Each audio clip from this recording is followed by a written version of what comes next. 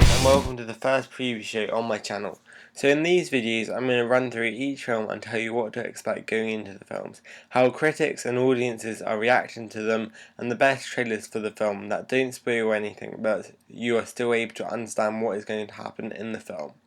So this week there are two releases. We have Valerian and the City of 1,000 Planets. Welcome to Alpha, the city of 1,000 planets.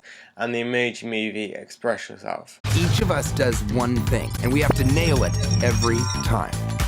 So on to the first film, and that is Valerian and the City of 1,000 Planets. Valerian and the City of 1,000 Planets is based off a French comic book series, and is directed by Luc Besson, and the film stars Cara Delevingne and Dane DeHaan.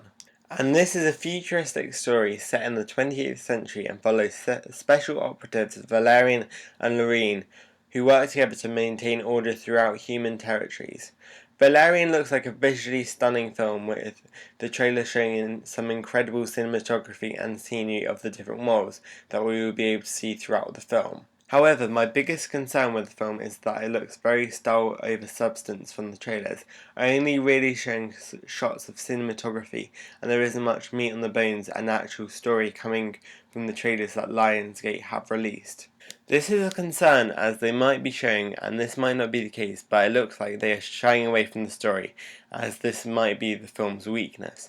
However, the film does have a huge budget of just under £175 million, showing that there is much faith in the source material from the studio. However, a large portion of this is down to the large scale and quantity of visual effects in the film that they are going to be using.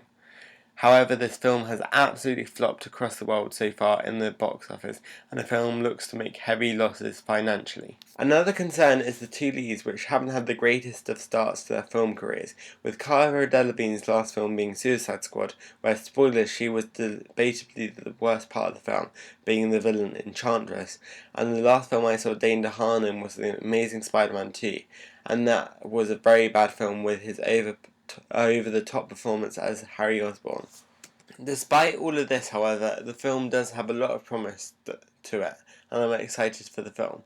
Valerian has been given a big marketing push by Lionsgate, and they are associating it with some very optimistic words such as groundbreaking, so let's hope they're right. But if you want to see the trailer, I would recommend watching the final trailer, and the link will be in the description of the video, as it is pretty much the only trailer that you get to know something about the characters, and they aren't giving too much of the story away. There has also been a featurette released by STX about the film, and this really shows the passion that Luc Besson, the director, has for this film, and goes into great depths about the characters and the overall story, and I'll put a link also in the description.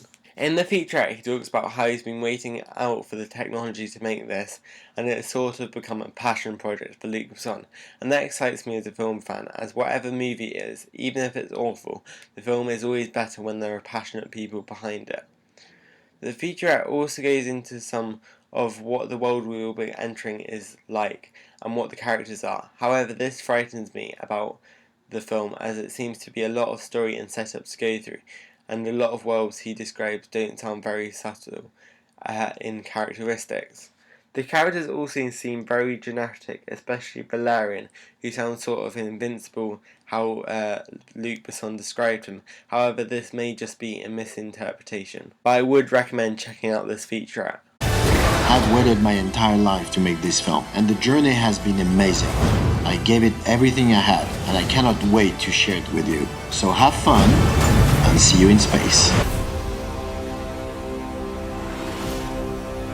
Critics have been a bit of a mixed bag about this film, with the consensus being very style over substance, with around the 50s at currently 52% on Rotten Tomatoes, after just over 150 reviews. And critics are just on the line of deciding whether to lean positively or negatively, much like I had a suspicion with when I watched the trailers. However, audiences have been leaning towards the positive side, with an OK B- on CinemaScore. So I would recommend seeing this film if you're a sci-fi fan, as there haven't been too many sci-fi films recently, but there are some coming up in future months. Otherwise, don't bother seeing this film. If you are though, I recommend checking it out on 3D if you can, and the film should be in cinemas for at least another 3 weeks, and you can check it out now. So that's my thoughts on Valerian and the City of a Thousand Planets. Let me know what your thoughts are on the film.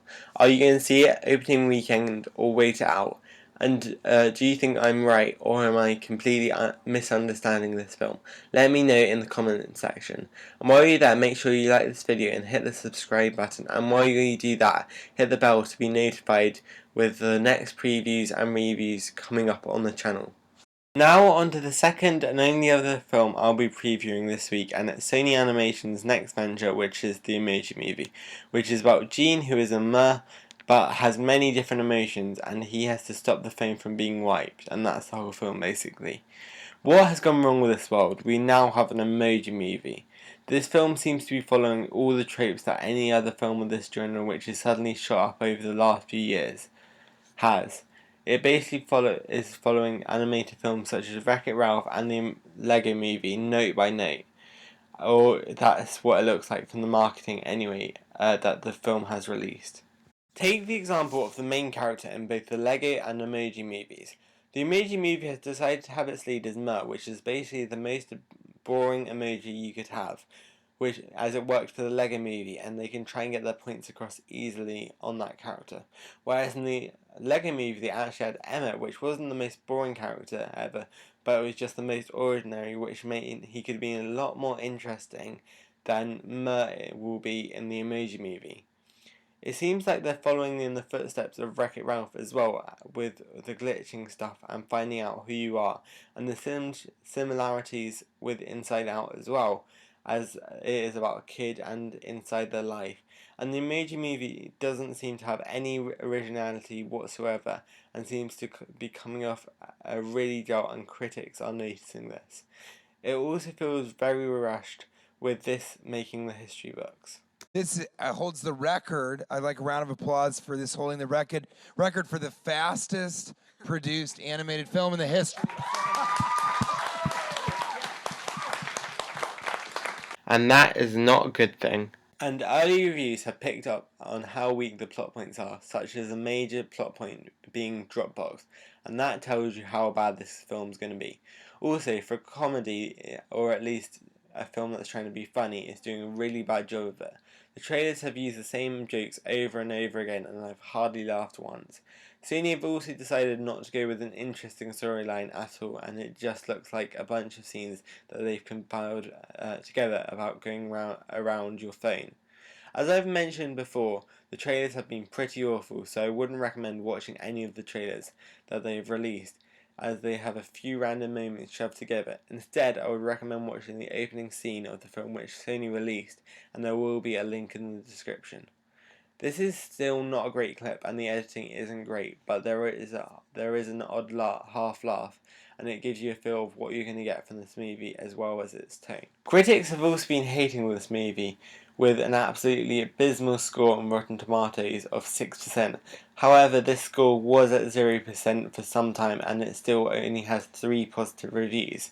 It seems like many critics are still not even bothering it, as it continues to get panned with only 49 reviews, even though it's opened up already in the US, and critics aren't bothering to see this movie. However, audiences are warming up to this film a lot more than the critics, with an okay solid B grade on CinemaScore. So that's my preview of the Emoji Movie. Let me know what your thoughts are on the film. Are you going to see it opening weekend, or wait it out, or just not bother at all, which I thoroughly recommend? And do you think I'm right or completely misunderstanding this film? Let me know in the comment section below. And while you're at it, make sure you like this video and hit the subscribe button and hit the bell next to it to be notified on more preview shows and review shows coming up on the channel. That's this week's preview show done. If you want to recap any of the preview shows that you've seen in this video, there will be individual videos coming up on the channel in the next few days. Remember to comment below and your thoughts for the two films. Subscribe and like, and remember to hit the bell to make sure you get notified on the videos coming up. Also, I will be posting immediate reviews on my Twitter and Stardust account, so make sure you follow me at Max Talks Movies. And until next time, I'll see you guys later.